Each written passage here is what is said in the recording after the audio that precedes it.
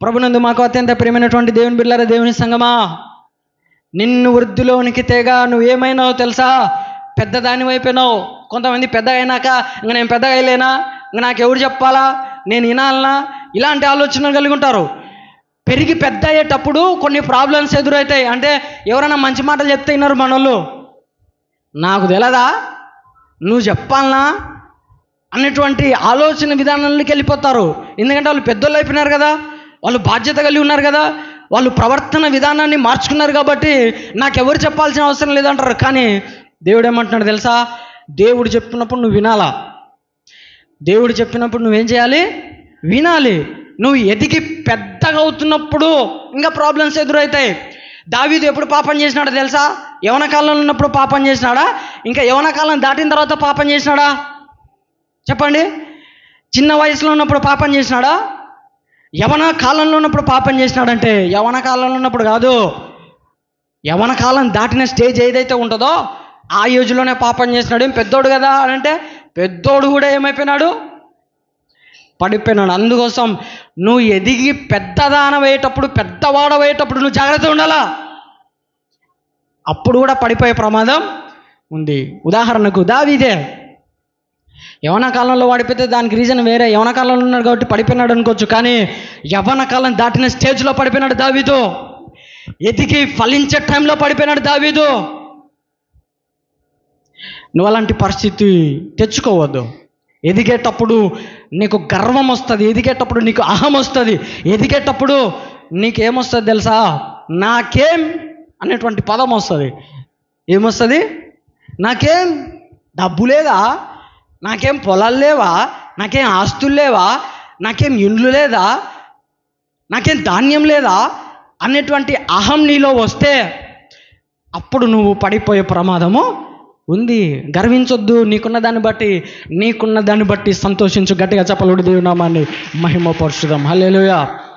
ఎదిగేటప్పుడు problems వస్తాయి, కానీ తగ్గి ఉండాలా. ప్రభు అన్నాడు కదా, తనను తాను తగ్గించుకున్నవాడు హెచ్చింపబడతాడు, తనను తాను హెచ్చించుకున్నవాడు తగ్గించబడతాడు. ప్రభువు చూపిన మార్గం అది. మనం ఎదిగేటప్పుడు ఎట్లుండాలా? ఒదిగి ఉండాలా. చెప్పండి, ఎట్లుండాలా? ఎదిగేటప్పుడు ఒదిగి ఉండాలా. ఎదిగేటప్పుడు ఒదిగి ఉండకపోతే అయిపోయా, ఏదో ఒక రోజు నువ్వు పడిపోతావు. గ్యారంటీగా పడిపోతావు, 100% పడిపోతావు. గర్వం గద్దెలను ఒలిచి లాస్ట్కు ఎలాంటి పరిస్థితి వస్తుంది అంటే గడ్డి తినే పరిస్థితికి వస్తుంది. నెబుకద్నెజర్ లాగా ఎలాంటి పరిస్థితి వస్తుంది? నెబుకద్నెజర్ గడ్డి తిన్నాడు చూడు, అలాంటి పరిస్థితి వస్తుంది. కాబట్టి ఎదిగేటప్పుడు నీలో అహం ఉండడానికి వీలు లేదు. నువ్వు దేనిలో ఎదిగిన దాన్ని బట్టి ప్రభువుకు కృతజ్ఞతలు చెల్లిస్తూ నువ్వు తగ్గింపు కలిగి ఉండాలి. గట్టిగా చెప్పలుడు దేవుని నామాన్ని మహిమపరుచుదాం. హల్లెలూయా. ఉన్నావా? ఎదిగేటప్పుడు ఎదిగి నీవు ఆభరణ భూషితురాలయ్యేటువంటి పరిస్థితి నీలో ఉన్నప్పుడు తగ్గి ఉన్నావా లేదా? ఒకసారి నీ హృదయాన్ని నీవు పరిశీలన చేసుకో. ఆధ్యాత్మికంగా ఎదిగేటప్పుడు మనకు గర్వం వస్తుంది. గర్వం రావడానికి వీలు లేదు. It is very danger. సాతాను కూడా గర్వించినాడు. తన అందాన్ని బట్టి, తన శౌర్యాన్ని బట్టి ఎలా సృష్టించబడ్డాడో తెలుసా? మరకతముతో, బంగారముతో, వైడ్యూర్యంతో, వజ్రాలతో సృష్టింపబడినటువంటి కెరూబు, సెరాబు చివరగా తను ఉన్న అందాన్ని బట్టి గర్వించి పడద్రోయబడ్డాడు. నువ్వు గర్విస్తే ఇలాంటి పరిస్థితికి వెళ్ళిపోతావు. కాబట్టి ఎదిగేటప్పుడు గర్వించొద్దు. దేవుడు నిన్ను వృద్ధిలోనికి తెచ్చేటప్పుడు గర్వించొద్దు.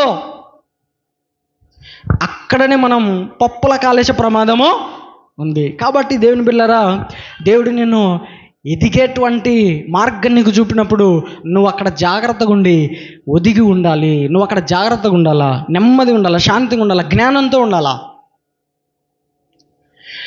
మరియు నేల నాటబడిన చిగురు వృద్ధి ఎగున్నట్లు నేను నువ్వు వృద్ధిలోనికి తేగా నువ్వు ఎదిగి పెద్దదానవై ఆభరణ భూషితురాల వెతి. పెద్దదానం ఆభరణ అంటే, ఆభరణములు అంటే చెప్పండి.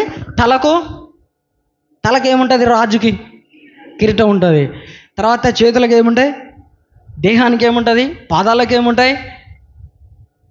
రాజుకి ఏవైతే ఆభరణాలు ఉండాలో అవన్నీ కూడా ఉంటాయి.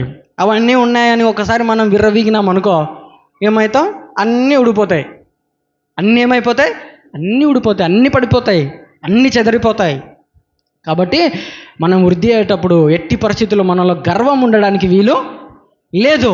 గర్వించొద్దు, దేన్ని బట్టి కూడా గర్వించొద్దు, అతిశయపడొద్దు.